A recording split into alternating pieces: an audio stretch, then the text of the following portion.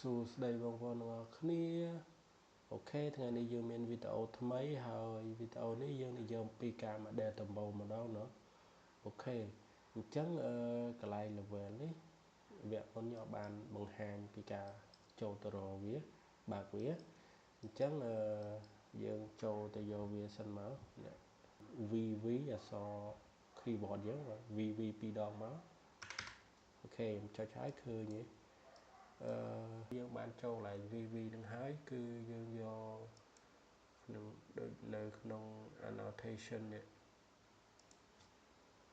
យើងវាយ level ហ្នឹងអូខេអ្នកទាំងអស់គ្នានេះ level អញ្ចឹងបើអ្នកទាំងអស់គ្នាគ្រីសវាអត់ឃើញគ្រីសវាអត់មានណាជាមួយខ្ញុំ apply ឃើញទេអត់មាននេះអត់មានណាដល់ពេលយើងចុចគ្រីសវាមកវាមានណានេះឃើញទេអញ្ចឹងខ្ញុំអូខេមកអូខេអ្នកទាំងអស់គ្នាឥឡូវយើងចាប់ផ្ដើមទៅ model ដំបូងទាំងអស់គ្នាហើយខ្ញុំឈរនៅលើប្លង់ roof នេះអូខេអញ្ចឹងមុននឹងទៅ model ដំបូងខ្ញុំនឹងបង្កើតអក្សរវាសិនអ្នកទាំងអស់គ្នាឥឡូវខ្ញុំចូល structure ខ្ញុំយក column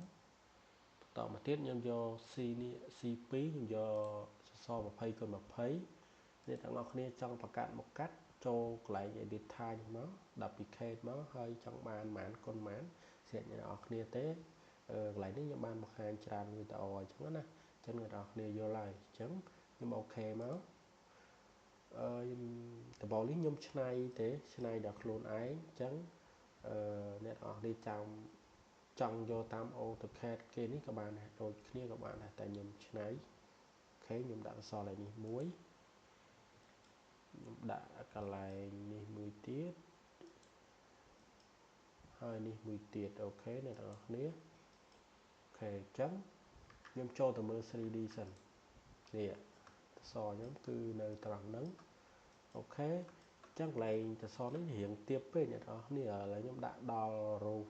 ដល់ top roof នេះហ្មងអូខេអញ្ចឹងខ្ញុំ select លើវាពីរនឹងមកបន្តមកទៀតខ្ញុំចូលទៅយក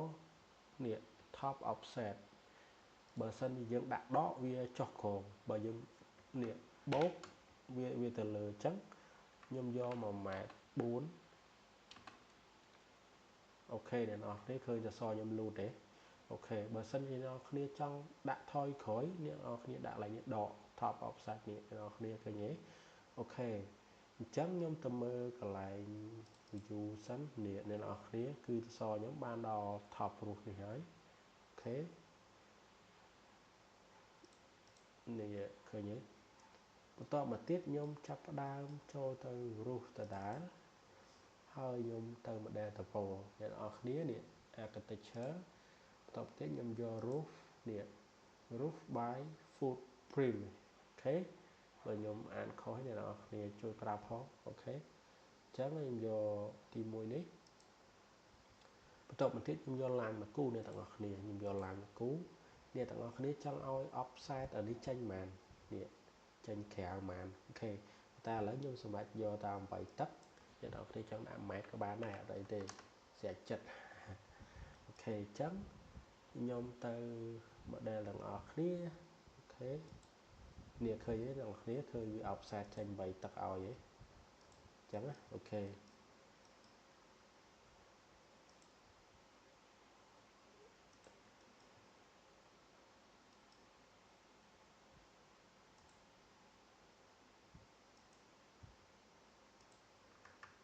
អញ្ចឹងកន្លែងនេះខ្ញុំ move វាឲ្យស្មើគ្នាមកបានកើតអូខេអញ្ចឹងនេះ boundary របស់ដបូលយើងគឺប៉ុណ្ណឹងហើយខ្ញុំចុច finish អូខេ finish អូខេអញ្ចឹងបានដបូលហើយនេះអ្នកទាំងអស់គ្នាឃើញទេដបូលយើងរូបរាងបែបហ្នឹងអូខេអញ្ចឹងកន្លែងនេះខ្ញុំ copy វាមកក្រោមវិញមើលវាត្រូវអត់ copy មកជាន់ទី1អូខេអញ្ចឹងខ្ញុំលុបអានេះចោលអូខេអញ្ចឹងតវល់យើងបានប៉ុណ្ណឹងខ្ញុំទៅមើលកន្លែង view នេះ west ខ្ញុំយក west តមកទៀតខ្ញុំយកអូវាឡើងលើ នេះដល់នេះចង់កន្លែងនេះដាក់ slope ហ្មងនេះខ្ញុំដាក់40មើលកន្លែង slope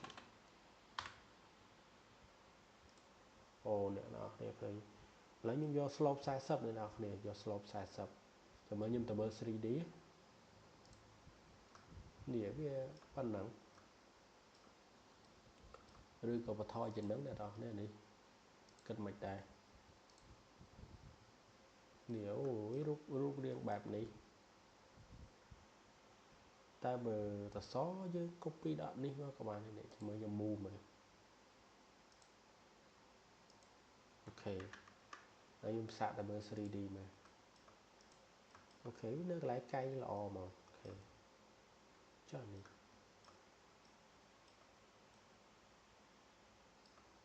ហើយវាទៀបជាងតិចចាំមើលខ្ញុំទៅសារ៉េបន្ថែមចុច vest អូខេអ្នកនរគ្នាឥឡូវយើងបន្ថយវាមកក្រោមតិចមកណាកុំឲ្យវាខ្ពស់ពេកនេះយើងអាចសារ៉េបានតាមចិត្តអូខេខ្ញុំដាក់ឲ្យស្មើ level របស់ខ្ញុំនេះមកនេះ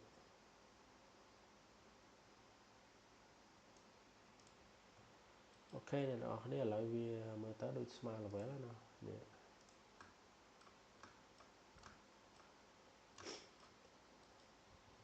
អូខេឥឡូវកន្លែងនេះខ្ញុំគូធ្នឹមមួយណាអ្នកនរគ្នាឥឡូវខ្ញុំគូធ្នឹមមួយ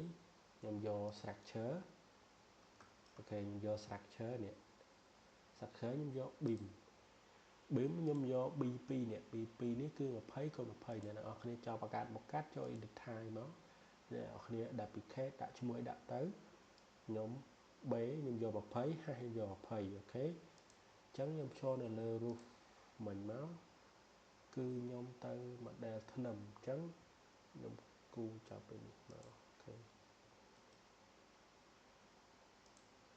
អញ្ចឹងខ្ញុំទៅមើល 3D វិញអូខេអូគូអានេះត្រូវគូtop roof មិនត្រូវអញ្ចឹងខ្ញុំ copy មកអ្នកនរគ្នាយក copy ដាក់top roof អូខេនេះអញ្ចឹងខ្ញុំលុបអានេះចោលឃើញអូខេអញ្ចឹងតវ៉លខ្ញុំបានប៉ុណ្ណឹងអ្នកនរគ្នាគិតមិនដែរឥឡូវខ្ញុំ highlight ពណ៌តិចមើល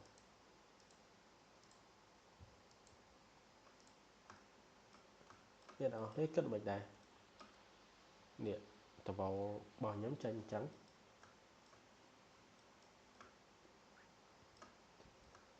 អូខេអ្នកទាំងអស់គ្នាចង់គូតាមនេះតវ៉លនេះគេក៏បានដែរទៀតអូខេអ្នកទាំងអស់គ្នាអាចអនុវត្តបន្ថែមឧទាហរណ៍តាមដូចគេនេះក៏បានដែរគាត់ថាខ្ញុំឲ្យធ្វើលំហាត់ទៅចោះអ្នកទាំងអស់គ្នាឥឡូវខ្ញុំបានបង្ហាញត្រួសបានប៉ុណ្ណឹងហើយអ្នកទាំងអស់គ្នាអាចយកទៅអនុវត្តបន្ថែមបានណាអ្នកទាំងអស់គ្នាអូខេអញ្ចឹងវីដេអូក្រោយយើងនិយាយអំពីការ model ដែកម្ដងនោះមានន័យថាយើងគូដែកកណែងអីហ្នឹងអូខេអញ្ចឹងវីដេអូយើងមានតែប៉ុណ្្នឹងទេអ្នកនរគ្នាសង្ឃឹមអ្នកនរគ្នាចូលចិត្តហើយបើសិនជាមានសំណួរ comment នេះអាចសួរបានយើងនឹងរៀនជាមួយគ្នាបន្ថែមបន្តទៀតអូខេអ្នកទាំងអស់គ្នាបើសិនជាមាន comment នេះអាចជជែកគ្នាបានអូខេអញ្ចឹងវីដេអូខ្ញុំមានតែប៉ុណ្្នឹងទេសង្ឃឹមអ្នកគ្នាចូលចិត្តហើយយើងនឹងជួបគ្នាវីដេអូក្រោយយើងនឹងនិយាយអំពីការ model ដែកកណែងម្ដងអូខេយើងនឹងគូដែកនេះអូខេអញ្ចឹងមានតែប៉ុណ្្នឹងទេបាយបាយអ្នកទាំងអស់គ្នា